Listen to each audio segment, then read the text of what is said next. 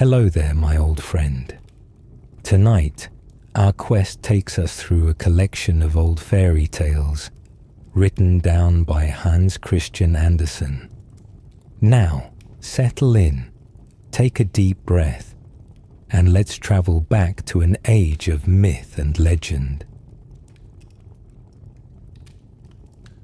The Shepherdess and the Sheep. Have you ever seen an old wooden cupboard quite black with age and ornamented with carved foliage and curious figures?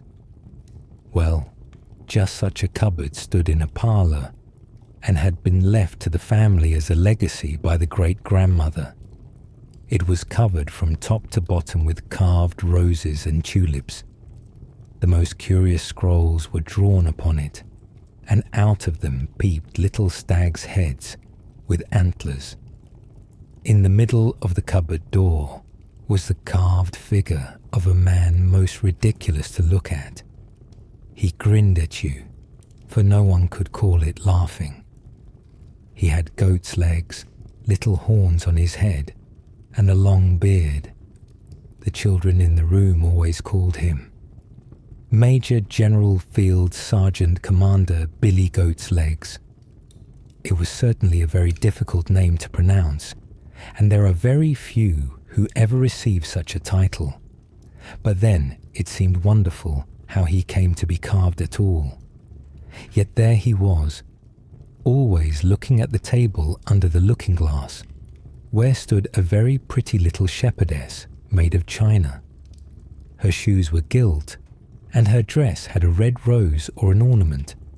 She wore a hat and carried a crook that were both gilded and looked very bright and pretty.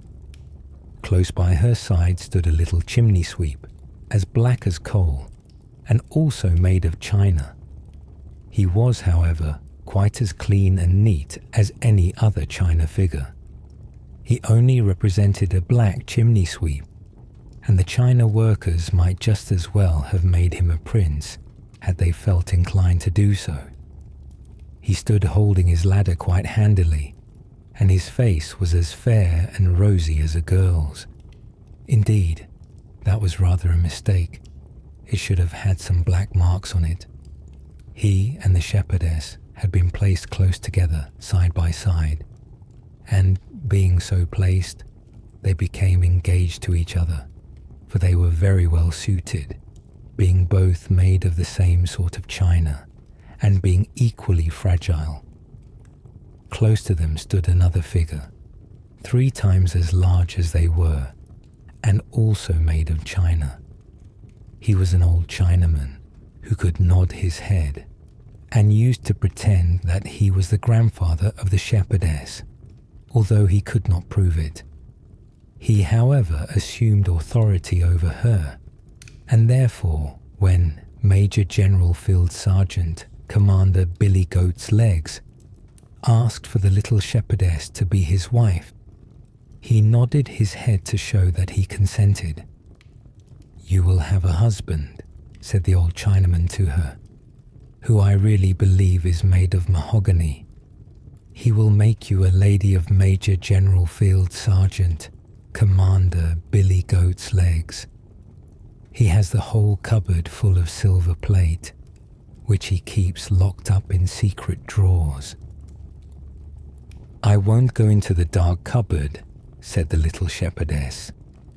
"I have heard that he has 11 china wives there already." "Then you shall be the 12th," said the old Chinaman. "Tonight, as soon as you hear a rattling in the old cupboard, you shall be married, as true as I am a Chinaman." And then he nodded his head and fell asleep. Then the little shepherdess cried and looked at her sweetheart, the china chimney sweep. "I must entreat you," said she, "to go out with me into the wide world, for we cannot stay here." "I will do whatever you wish," said the little chimney sweep. "Let us go immediately. I think I shall be able to maintain you with my profession." "If we were but safely down from the table," said she. I shall not be happy till we are really out in the world." Then he comforted her and showed her how to place her little foot on the carved edge and gilt leaf ornaments of the table. He brought his little ladder to help her, and so they contrived to reach the floor. But when they looked at the old cupboard, they saw it was all in an uproar. The carved stags pushed out their heads, raised their antlers, and twisted their necks. The Major General sprung up in the air and cried out to the old Chinaman, "They are running away, they are running away." The two were rather frightened at this, so they jumped into the drawer of the window seat. Here were 3 or 4 packs of cards not quite complete, and a doll's theatre which had been built up very neatly. A comedy was being performed in it, and all the queens of diamonds, clubs, and hearts and spades sat in the first row fanning themselves with tulips, and behind them stood all the knaves, showing that they had heads above and below as playing cards generally have. The play was about 2 lovers who were not allowed to marry, and the shepherdess wept because it was so like her own story. "I cannot bear it," said she. "I must get out of the drawer." But when they reached the floor and cast their eyes on the table, there was the old Chinaman awake and shaking his whole body, till all at once down he came on the floor, plump. "The old Chinaman is coming," cried the little shepherdess in a fright, and down she fell on one knee. "I have thought of something," said the chimney sweep. "Let us get into the great pot-pourri jar which stands in the corner. There we can lie on rose leaves and lavender and throw salt in his eyes if he comes near us." "No, that will never do," said she, "because I know that the Chinaman and the pot-pourri jar were lovers once, and there always remains behind a feeling of goodwill between those who have been so intimate as that. No, there is nothing left for us but to go out into the wide world."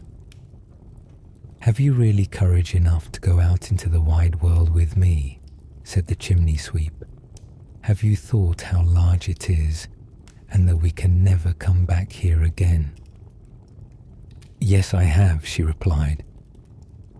When the chimney sweep saw that she was quite firm, he said, "My way is through the stove and up the chimney. Have you courage to creep with me through the firebox and the iron pipe? When we get to the chimney, I shall know how to manage very well. We shall soon climb too high for anyone to reach us, and we shall come through a hole in the top out into the wide world." So he led her to the door of the stove. "It looks very dark," said she.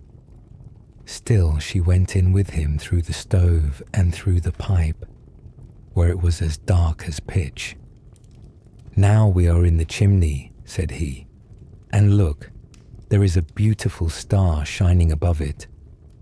It was a real star shining down upon them as if it would show them the way. So they clambered and crept on, and a frightful steep place it was. But the chimney sweep helped her and supported her, till they got higher and higher. He showed her the best places on which to set her little china foot. So at last they reached the top of the chimney and sat themselves down, for they were very tired, as may be supposed. The sky, with all its stars, was over their heads, and below were the roofs of the town. They could see for a very long distance out into the wide world, and the poor little shepherdess leaned her head on her chimney sweep's shoulder and wept till she washed the gilt off her sash. The world was so different to what she expected. "This is too much," she said. "I cannot bear it. The world is too large. Oh, I wish I were safe back on the table again, under the looking glass. I shall never be happy till I am safe back again. Now I have followed you out into the wide world. You will take me back if you love me." Then the chimney sweep tried to reason with her and spoke of the old Chinaman and of the Major General Field Sergeant Commander Billy Goat's legs. But she sobbed so bitterly and kissed her little chimney sweep till he was obliged to do all she asked, foolish as it was. And so, with a great deal of trouble, they climbed down the chimney and then crept through the pipe and stove, which were certainly not very pleasant places. Then they stood in the dark firebox and listened behind the door to hear what was going on in the room. As it was all quiet, they peeped out. Alas, there lay the old Chinaman on the floor. He had fallen down from the table as he attempted to run after them and was broken into 3 pieces. His back had separated entirely and his head had rolled into a corner of the room. The Major General stood in his old place and appeared lost in thought. "This is terrible," said the little shepherdess. "My poor old grandfather is broken to pieces, and it is our fault. I shall never live after this." And she wrung her little hands. "He can be riveted," said the chimney sweep. "He can be riveted. Do not be so hasty. If they cement his back and put a good rivet in it, he will be as good as new, and be able to say as many disagreeable things to us as ever." "Do you think so?" said she. And then they climbed up to the table and stood in their old places. "As we have done no good," said the chimney sweep, "we might as well have remained here instead of taking so much trouble." "I wish grandfather was riveted," said the shepherdess. "Will it cost much, I wonder?" And she had her wish. The family had the Chinaman's back mended and a strong rivet put through his neck. He looked as good as new, but he could no longer nod his head. "You have become proud since your fall broke you to pieces," said Major General Field Sergeant Commander Billy Goat's legs. "You have no reason to give yourself such airs. Am I to have her or not?" The chimney sweep and the little shepherdess looked piteously at the old Chinaman, for they were afraid he might nod, but he was not able. Besides, it was so tiresome to be always telling strangers he had a rivet in the back of his neck. And so, the little China people remained together and were glad of the grandfather's rivet and continued to love each other till they were broken to pieces. The Silver Shilling. There was once a shilling which came forth from the mint springing and shouting, "Hurrah! Now I am going out into the wide world." And truly, it did go out into the wide world. The children held it with warm hands, the miser with a cold and convulsive grasp, and the old people turned it about, goodness knows how many times, while the young people soon allowed it to roll away from them. The shilling was made of silver. It contained very little copper, and considered itself quite out in the world when it had been circulated for a year in the country in which it had been coined. One day, it really did go out into the world, for it belonged to a gentleman who was about to travel in foreign lands.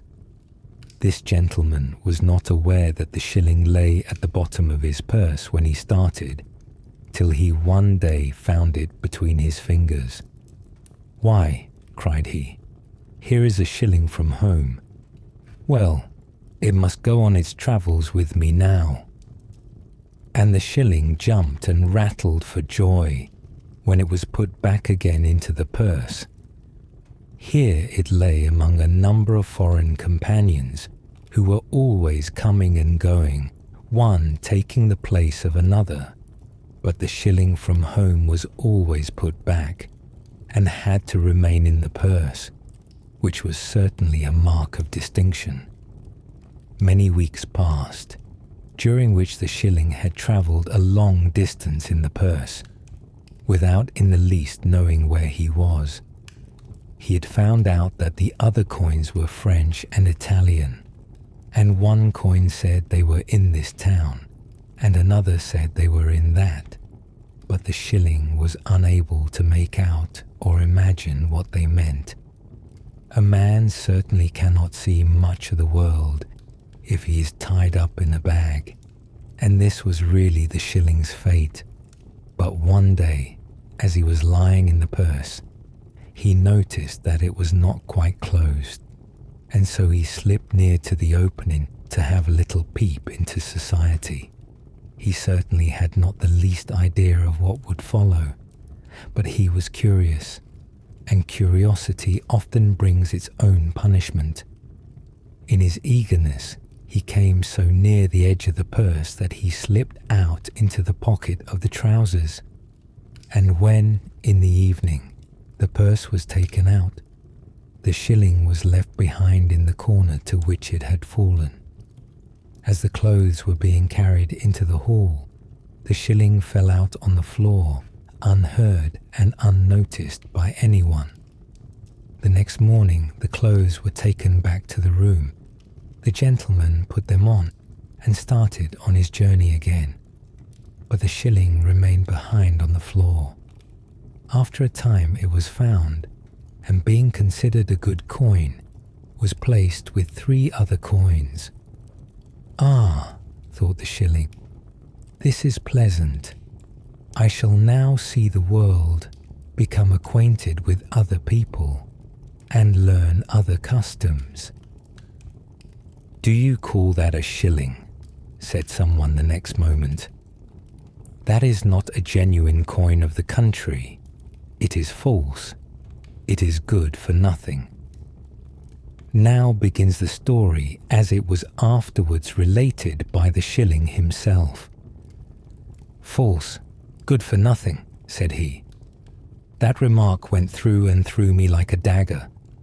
I knew that I had a true ring, and that mine was a genuine stamp. These people must at all events be wrong, or they could not mean me. But yes, I was the one they called false and good for nothing." "Then I must pay it away in the dark," said the man who had received me. So I was to be got rid of in the darkness, and be again insulted in broad daylight. False, good for nothing. Oh, I must contrive to get lost, thought I, and I trembled between the fingers of the people every time they tried to pass me off slyly as a coin of the country. Ah, unhappy shilling that I was! Of what use were my silver, my stamp, and my real value here, where all these qualities were worthless? In the eyes of the world, a man is valued just according to the opinion formed of him. It must be a shocking thing to have a guilty conscience, and to be sneaking about on account of wicked deeds. As for me, innocent as I was, I could not help shuddering before their eyes whenever they brought me out, for I knew I should be thrown back again up the table as a false pretender.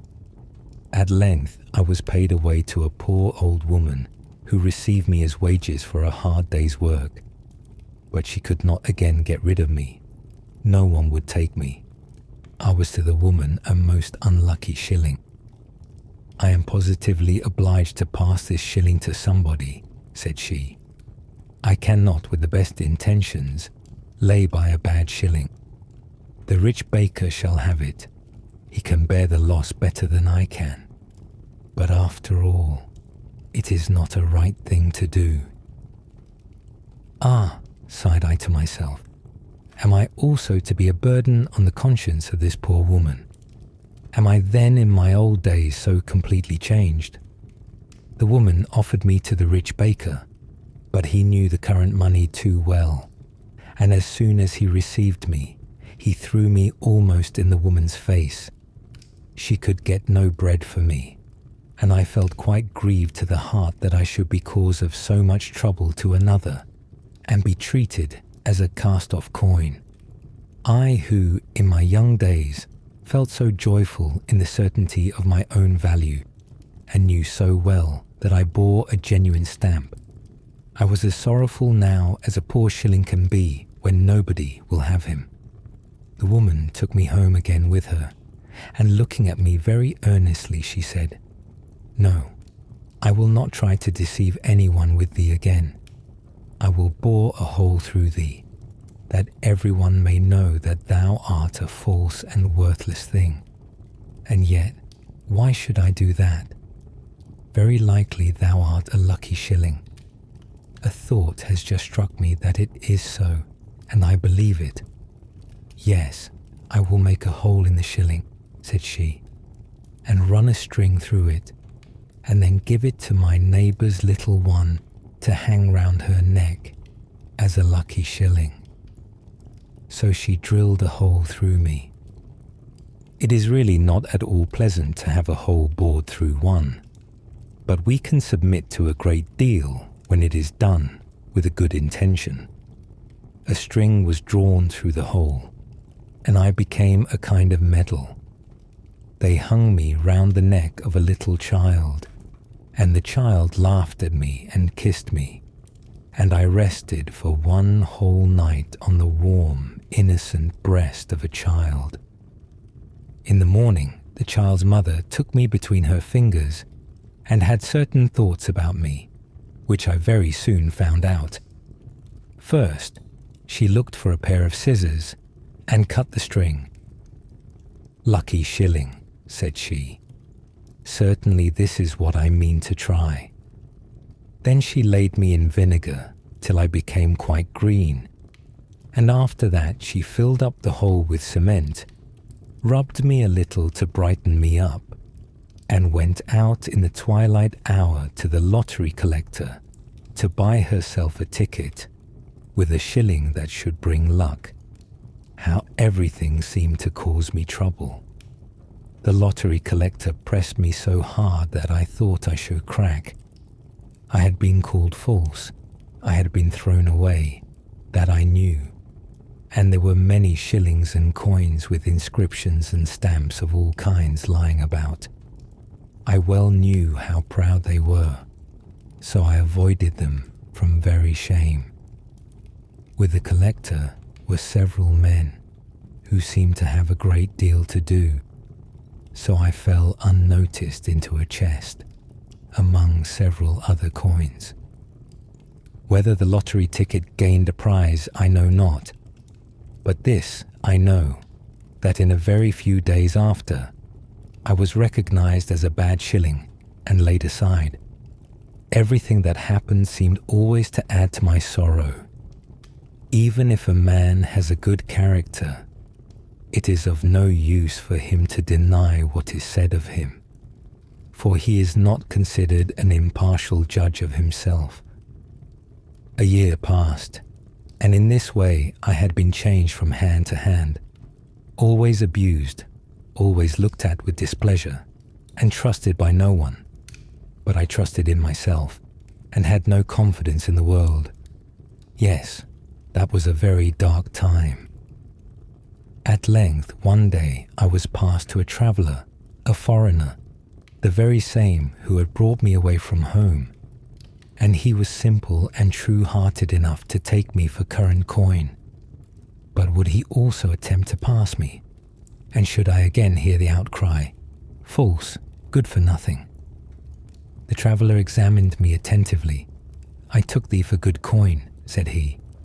Then suddenly, a smile spread all over his face.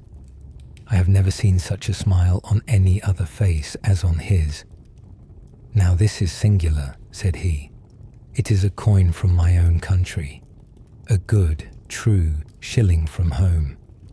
Someone has bored a hole through it, and people have no doubt called it false. How curious that it should come into my hands. I will take it home with me to my own house." Joy thrilled through me when I heard this. I had been once more called a good, honest shilling, and I was to go back to my own home, where each and all would recognize me and know that I was made of good silver and bore a true, genuine stamp. I should have been glad in my joy to throw out sparks of fire, but it has never at any time been my nature to sparkle. Steel can do so, but not silver. I was wrapped up in fine white paper that I might not mix with the other coins and be lost. And on special occasions, when people from my own country happened to be present, I was brought forward and spoken of very kindly. They said I was very interesting, and it was really quite worthwhile to notice that those who are interesting have often not a single word to say for themselves. At length I reached home. All my cares were at an end. Joy again overwhelmed me, for was I not good silver, and had I not a genuine stamp? I had no more insults or disappointments to endure, although indeed there was a hole through me, as if I were false. But suspicions are nothing when a man is really true, and everyone should persevere in acting honestly, for and will be made right in time. That is my firm belief, said the shilling. The Snail and the Rose Tree. Round about the garden ran a hedge of hazel bushes. Beyond the hedge were fields and meadows with cows and sheep. But in the middle of the garden stood a rose tree in bloom, under which sat a snail, whose shell contained a great deal, that is, himself. "Only wait till my time comes," he said. "I shall do more than grow roses, bear nuts, or give milk, like the hazel bush, the cows and the sheep." "I expect a great deal from you," said the rose tree. "May I ask when it will appear?" "I take my time," said the snail. "You're always in such a hurry. That does not excite expectation." The following year, the snail lay in almost the same spot, in the sunshine under the rose tree, which was again budding and bearing roses as fresh and beautiful as ever. The snail crept half out of his shell, stretched out his horns, and drew them in again. "Everything is just as it was last year. No progress at all. The rose tree sticks to its roses and gets no farther." The summer and the autumn passed. The rose tree bore roses and buds till the snow fell and the weather became raw and wet. Then it bent down its head, and the snail crept into the ground. A new year began. The roses made their appearance, and the snail made his too. "You are an old rose tree now," said the snail. "You must make haste and die. You have given the world all that you had in you. Whether it was of much importance is a question that I have not had time to think about. But this much is clear and plain, that you have not done the least for your inner development, or you would have produced something else. Have you anything to say in defense? You will now soon be nothing but a stick. Do you understand what I say?" "You frighten me," said the rose tree. "I have never thought of that." "No, you have never taken the trouble to think at all. Have you ever given yourself an account why you bloomed, and how your blooming comes about? Why just in that way and in no other?" "No," said the rose tree. "I bloom in gladness, because I cannot do otherwise. The sun shone and warmed me, and the air refreshed me. I drank the clear dew and the invigorating rain. I breathed and I lived. Out of the earth there arose a power within me, whilst from above I also received strength. I felt an ever-renewed and ever-increasing happiness, and therefore I was obliged to go on blooming. That was my life. I could not do otherwise. "You have led a very easy life," remarked the snail. "Certainly, everything was given me," said the rose tree, "but still more was given to you. Yours is one of those deep-thinking natures, one of those highly gifted minds that astonishes the world." "I have not the slightest intention of doing so," said the snail. "The world is nothing to me. What have I to do with the world? I have enough to do with myself, and enough in myself. But must we not all here on earth give up our best parts to others, and offer as much as lies in our power? It is true, I have only given roses, but you who are so richly endowed, what have you given to the world? What will you give it?" "What have I given? What am I going to give?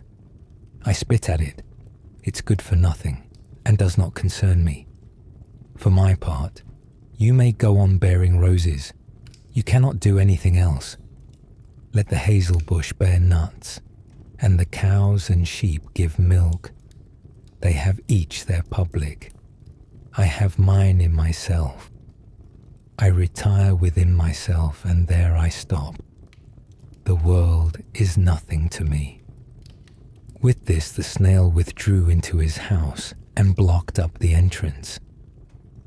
"That's very sad," said the rose tree. "I cannot creep into myself, however much I might wish to do so. I have to go on bearing roses. Then they drop their leaves, which are blown away by the wind. But I once saw how a rose was laid in the mistress's hymn book, and how one of my roses found a place in the bosom of a young, beautiful girl, and how another was kissed by the lips of a child in the glad joy of life. That did me good.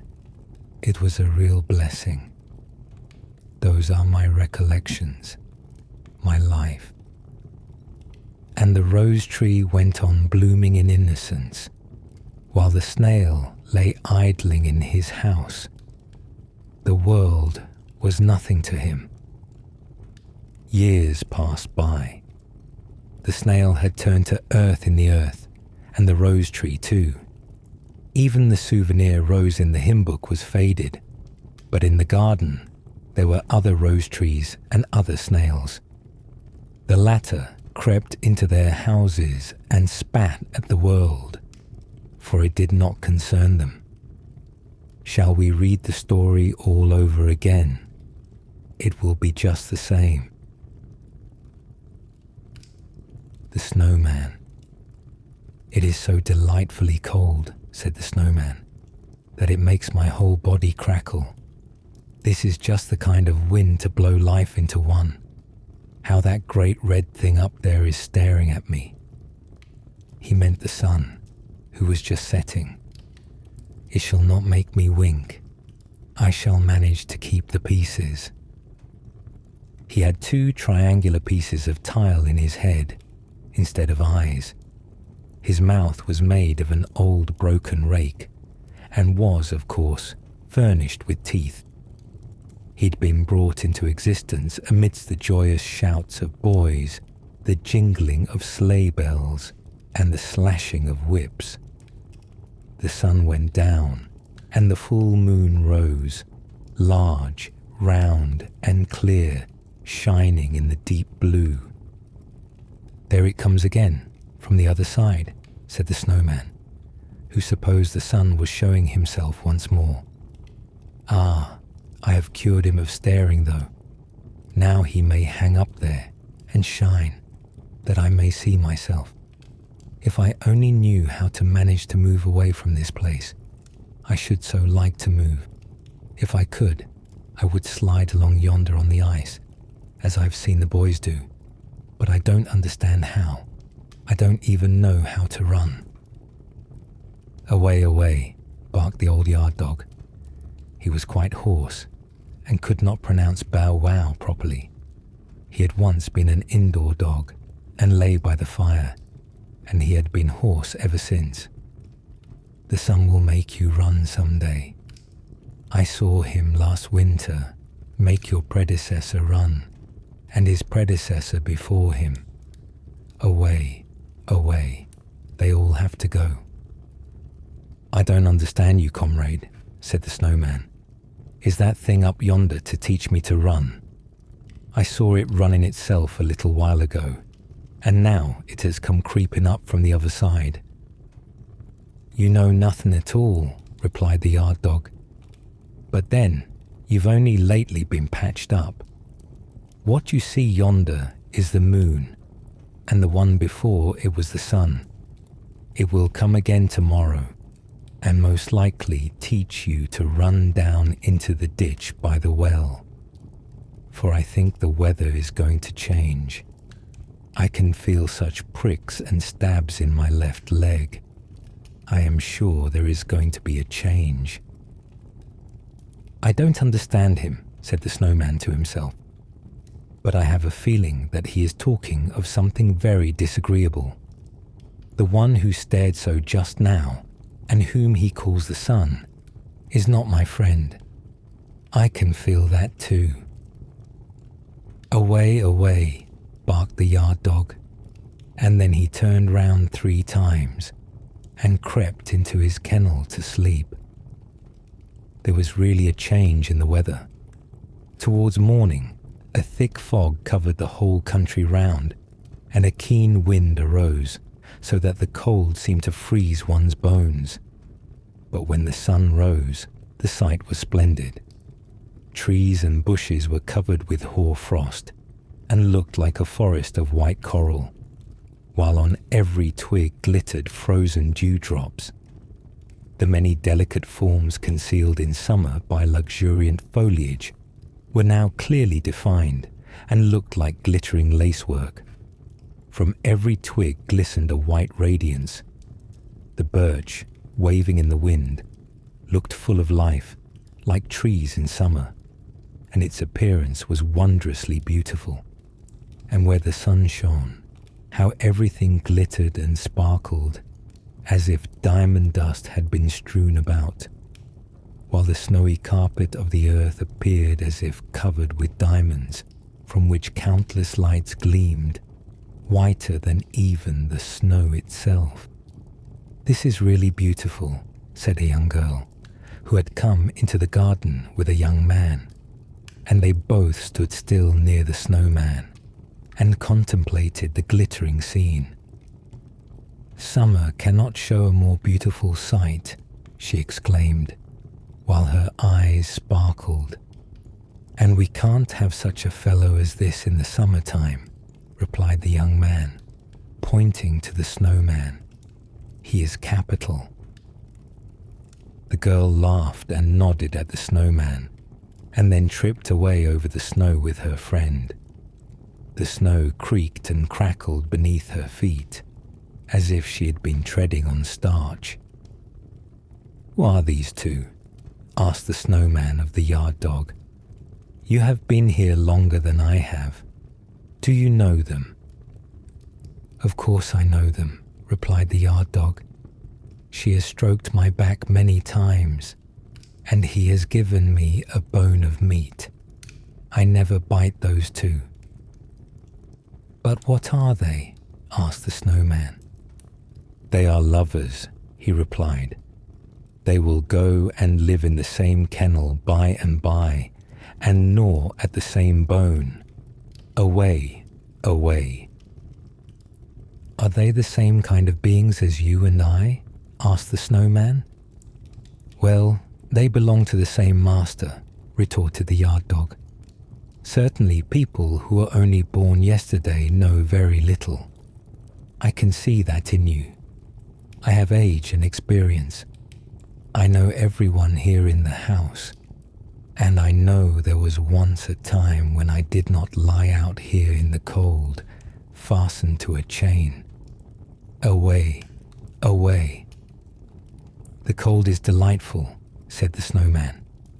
But do tell me, only you must not clank your chain so, for it jars all through me when you do that."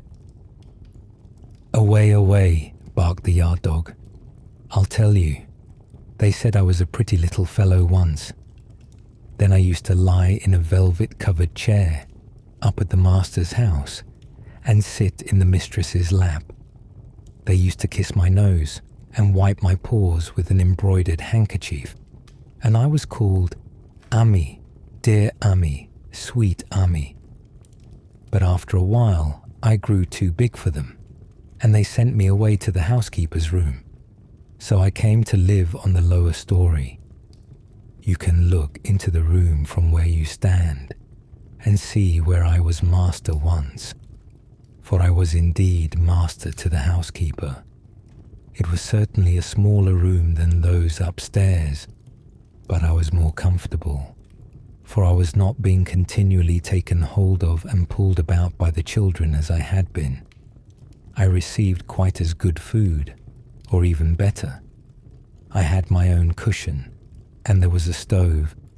It is the finest thing in the world at this season of the year. I used to go under the stove and lie down quite beneath it. Ah, I still dream of that stove. Away, away." "Does a stove look beautiful?" asked the snowman. "Is it at all like me?" "It is just the reverse of you," said the dog. "It's as black as a crow and has a long neck and a brass knob. It eats firewood so that fire spurts out of its mouth. We shall keep on one side or under it to be comfortable. You can see it through the window from where you stand." Then the snowman looked and saw a bright polished thing with a brazen knob and fire gleaming from the lower part of it. The snowman felt quite a strange sensation come over him. It was very odd. He knew not what it meant, and he could not account for it. But there are people who are not men of snow, who understand what it is. "And why did you leave her?" asked the snowman, for it seemed to him that the stove must be of the female sex. "How could you give up such a comfortable place?" "I was obliged," replied the yard dog. "They turned me out of doors and chained me up here. I had bitten the youngest of my master's sons in the leg because he kicked away the bone I was gnawing. Bone for bone, I thought, but they were so angry, and from that time I have been fastened with a chain and lost my bone. Don't you hear how hoarse I am? Away, away. I can't talk any more like other dogs. Away, away, that is the end of it all." But the snowman was no longer listening. He was looking into the housekeeper's room on the lower story, where the stove stood on its 4 iron legs, looking about the same size as the snowman himself. "What a strange crackling I feel within me," he said. "Shall I ever get in there? It is an innocent wish, and innocent wishes are sure to be fulfilled. I must go in there and lean against her, even if I have to break the window."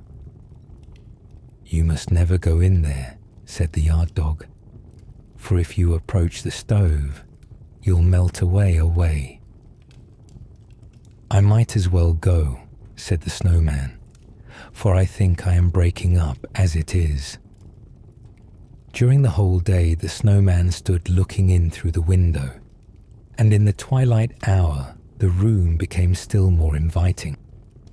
For from the stove came a gentle glow, not like the sun or the moon. No, only the bright light, which gleams from a stove when it has been well fed. When the door of the stove was opened, the flames darted out of its mouth. This is customary with all stoves. The light of the flames fell directly on the face and breast of the snowman with a ruddy gleam. "I can endure it no longer," said he. "How beautiful it looks when it stretches out its tongue." The night was long, but did not appear so to the snowman, who stood there enjoying his own reflections and crackling with the cold. In the morning, the window panes of the housekeeper's room were covered with ice. They were the most beautiful ice flowers any snowman could desire, but they concealed the stove. These window panes would not thaw, and he could see nothing of the stove, which he pictured to himself as if it had been a lovely human being. The snow crackled and the wind whistled around him. It was just the kind of frosty weather a snowman might thoroughly enjoy. But he did not enjoy it. How indeed could he enjoy anything when he was stove sick? "That is terrible disease for a snowman," said the yard dog. "I have suffered from it myself, but I got over it. Away, away," he barked, and then he added, "The weather is going to change." And the weather did change. It began to thaw. As the warmth increased, the snowman decreased. He said nothing and made no complaint, which is a sure sign. One morning he broke and sunk down altogether, and behold, where he had stood, something like a broomstick remained sticking up in the ground. It was the pole round which the boys had built him up. "Ah, now I understand why he had such a great longing for the stove," said the yard dog. "Why, there's the shovel that is used for cleaning out the stove, fastened to the pole." The snowman had a stove scraper in his body. That was what moved him so. But it's all over now. Away, away. And soon the winter passed. "Away, away," barked the horse yard dog. But the girls in the house sang, "Come from your fragrant home, green thyme. Stretch your soft branches, willow tree. The months are bringing the sweet springtime, when the lark in the sky sings joyfully. Come, gentle sun, while the cuckoo sings, and I'll mock his note in my wanderings." And nobody thought any more of the snowman. The Snowdrop. It was winter time. The air was cold, the wind was sharp, but within the closed doors it was warm and comfortable, and within the closed door lay the flower. It lay in the bulb under the snow-covered earth. One day rain fell. The drops penetrated through the snowy covering down into the earth, and touched the flower bulb, and talked to the bright world above. Soon the sunbeam pierced its way through the snow to the root, and within the root there was a stirring. "Come in," said the flower. "I cannot," said the sunbeam. "I am not strong enough to unlock the door. When the summer comes, I shall be strong." "When will it be summer?" asked the flower, and she repeated this question each time a new sunbeam made its way down to her. But the summer was yet far distant. The snow still lay upon the ground, and there was a coat of ice on the water every night. "What a long time it takes! What a long time it takes!" said the flower. "I feel a stirring and striving within me. I must stretch myself. I must unlock the door. I must get out, and must nod a good morning to the summer, and what a happy time that will be." And the flower stirred and stretched itself within the thin rind, which the water had softened from without, and the snow and the earth had warmed, and the sunbeam had knocked at, and it shot forth under the snow with a greenish-white blossom on a green stalk, with narrow, thick leaves which seemed to want to protect it. The snow was cold, but was pierced by the sunbeam. Therefore it was easy to get through it, and now the sunbeam came with greater strength than before. Welcome, welcome, sang and sounded every ray, and the flower lifted itself up over the snow into the brighter world. The sunbeams caressed and kissed it, so that it opened altogether white as snow, and ornamented with green stripes. It bent its head in joy and humility.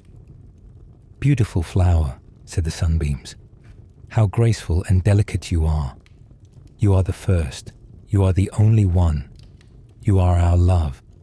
You are the bell that rings out for summer, beautiful summer, over country and town. All the snow will melt, the cold winds will be driven away. We shall rule. All will become green, and then you will have companions, syringas, laburnums and roses. But you are the first, so graceful, so delicate." That was a great pleasure. It seemed as if the air was singing and sounding, as if rays of light were piercing through the leaves and the stalks of the flower. There it stood, so delicate and so easily broken, and yet so strong in its young beauty. It stood there in its white dress with the green stripes and made a summer. But there was a long time yet to the summertime. Clouds hid the sun, and bleak winds were blowing. "You have come too early," said wind and weather. "We have still the power, and you shall feel it, and give it up to us. You should have stayed quietly at home, and not have run out to make a display of yourself. Your time is not come yet." It was a cutting cold. The days which now come brought not a single sunbeam. It was weather that might break such a little flower in two with cold. But the flower had more strength than she herself knew of. She was strong in joy and in faith in the summer, which would be sure to come, which had been announced by her deep longing and confirmed by the warm sunlight.